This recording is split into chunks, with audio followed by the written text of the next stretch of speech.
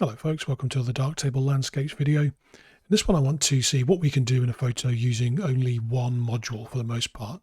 And that module in this case is going to be Color Balance RGB. Those of you who know my previous videos will know that I do like Color Balance RGB, it's very powerful. And I'm fairly certain that we can make a fairly good looking image just using maybe color calibration, Color Balance RGB and crop. So let's get started and see what we can do.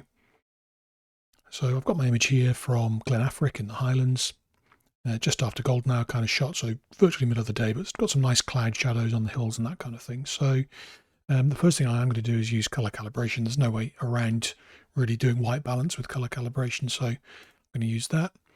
I'm not going to even touch sigmoid. Let's see if we can do this without even using sigmoid. Let's go for color balance RGB. And the first thing I'll do is we'll use global brilliance in place of exposure. Let's bring that up. Already looking better. Then we'll add some contrast. We'll boost the global vibrance a touch. It's quite colourful already, this bracken on the hill here. And bring up our shadows a touch, not too much.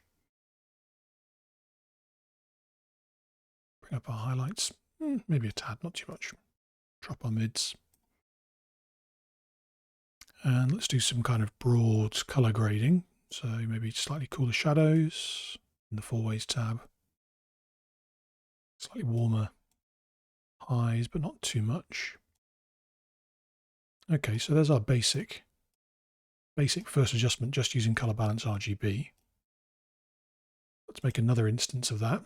Now, normally we would add, say, clarity or some kind of local contrast with the contrast equalizer, but we can kind of affect contrast locally by using the contrast controls here and some masking. So let's go for a parametric mask, pop in our preview, and I want to select the midtones. So I want to deselect the darkest tones, just soften them off, and deselect the brightest tones,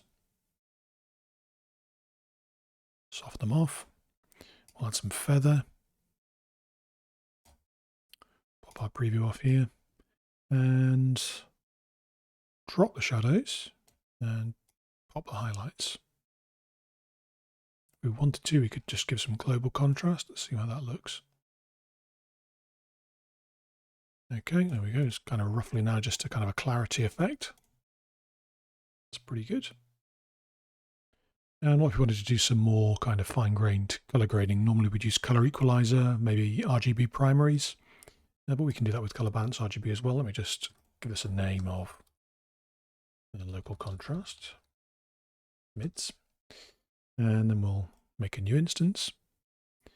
And for this one, we want to use, let's say, we'll do draw on parametric just in case we need to isolate some areas. We'll use the HZ mask, and we'll just select our greens. So we want to make our greens a slightly different hue. So let me just bring up our mask preview so we'll see what we're selecting. We're selecting quite a lot there.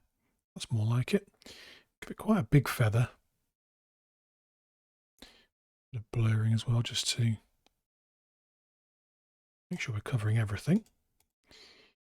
And now we can go to, well, we could do this a couple of ways. We could go to hue shift, which is quite a kind of dramatic change, and obviously looks very unnatural very quickly, but probably the best thing to do is use the 4 ways tab again. If you crank up your chroma, and then you can just kind of track through your hue and you get a better idea of what you're doing. So there's a kind of a slightly bluer green. Drop our chroma back now. Or if you wanted a slightly warmer, kind of more autumnal hue, you could do that quite easily as well. Let's go for that one. So we'll call this color grade. And let's do a vignette. That's pretty easy to do. So we'll right click again. Draw and mask. Ellipse. Let's focus it on the middle roughly. Invert it so it's selecting outside. Feather it off, and then we can drop our global brilliance back down.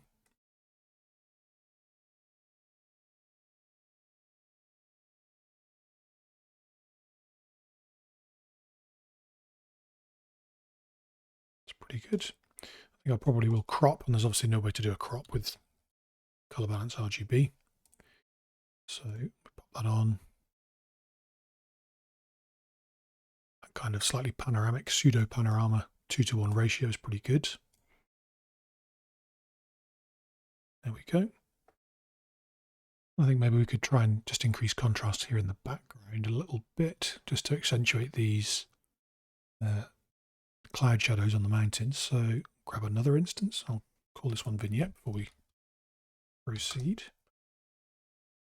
And let's go for another parametric and drawn mask. We'll use this gradient. I'm going to curve it to follow the curve of the valley, the glen, I should say.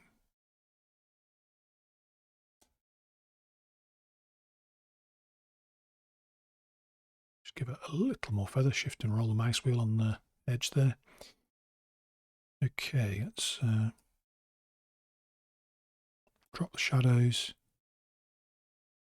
boost the highs again.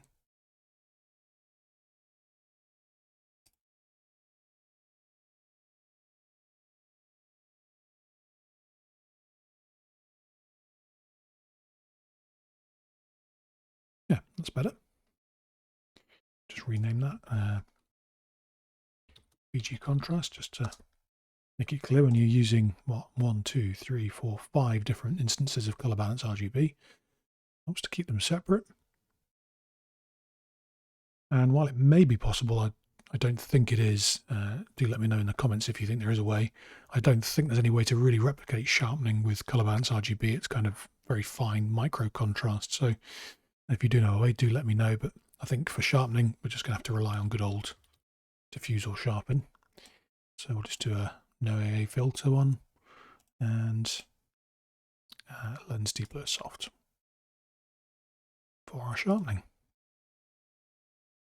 Okay, so here's our before and after. That's the before. And then with 5 instances of color balance RGB, little color balance, white balance tweak with color calibration, which you can't really get around, and obviously cropping with crop, sharpening with sharpening.